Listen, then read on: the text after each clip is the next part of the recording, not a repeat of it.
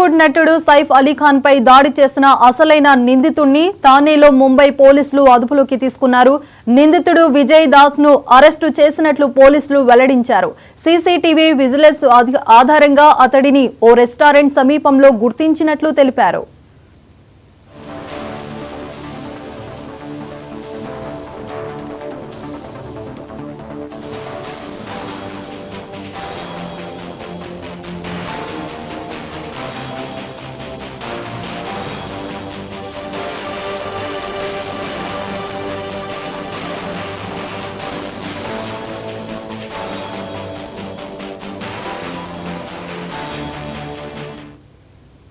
నేడు డీసీపీ కార్యాలయంలో విలేకరుల సమావేశం ఏర్పాటు చేసి కేసుకు సంబంధించిన పూర్తి వివరాలు వెల్లడిస్తామని పోలీసులు చెప్పారు. కాగా అంతకుముందు ఛత్తీస్గఢ్లోని దుర్గ్ రైల్వే స్టేషన్లో ఓ అనుమానితుడిని రైల్వే పోలీసులు అదుపులోకి తీసుకున్నట్లు సమాచారం జరిగిన విషయం తెలిసిందే.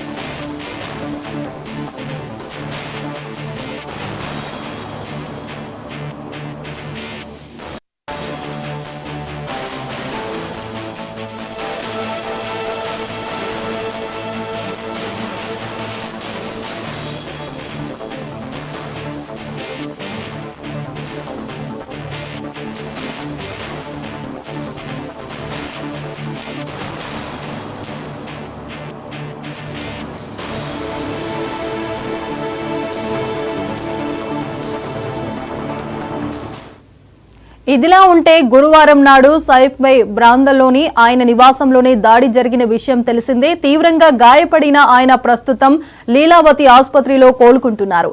ఈ ఘటనపై బాలీవుడ్ వర్గాలు ఒక్కసారిగా ఉలిక్కిపడ్డాయి. దీనికి సంబంధించి పూర్తి అప్డేట్స్ ఇక స్పెషల్ కరెస్పాండెంట్ రాజ్ కుమార్ అందిస్తారు. రాజ్ కుమార్.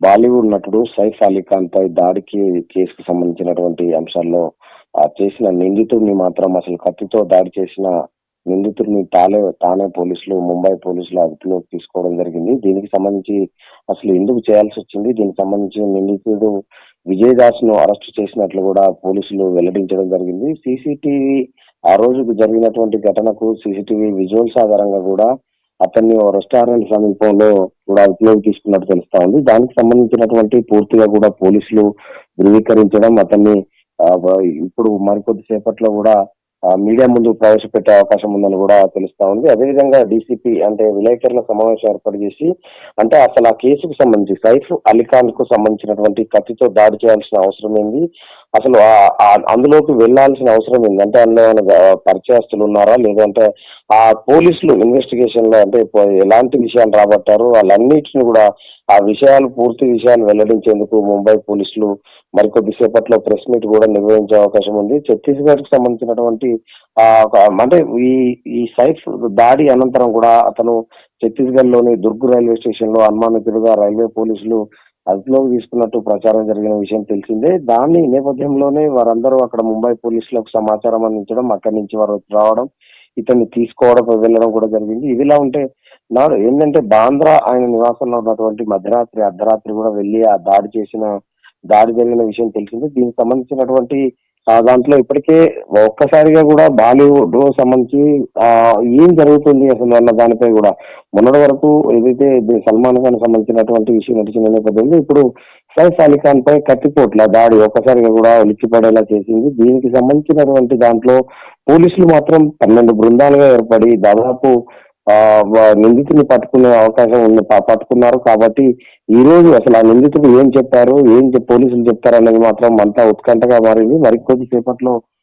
ప్రెస్ మీట్ కూడా నిర్వహించే అవకాశం ఉంది. దీనికి సంబంధించినటువంటి దాడిలో సైఫ్ అలీ ఖాన్ మాత్రం ప్రస్తుతం లీలావతి ఆసుపత్రిలో చికిత్స పొందుతున్నారు. ఆయనకు ఆరోగ్య పరిస్థితి నిలకడగానే ఉందని కూడా చెప్తా ఉన్నారు. కానీ ఇప్పటి వరకు మాత్రం సైఫ్ అలీ ముందుకు రాలేదు. ఎందుకంటే దాడి జరిగిన అనంతరం కూడా చాలా ఏంటంటే కత్తి దెబ్బ పోట్లు చాలా ఇబ్బందిగానే మారాయని కూడా తెలుస్తా ఉంది. దీనికి సంబంధించి కోలుకోవాలంటే మరికొంత సమయం పట్టే అవకాశం ఉంది.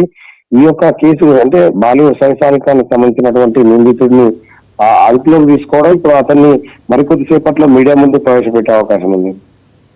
Right, thank you Raj Kumar.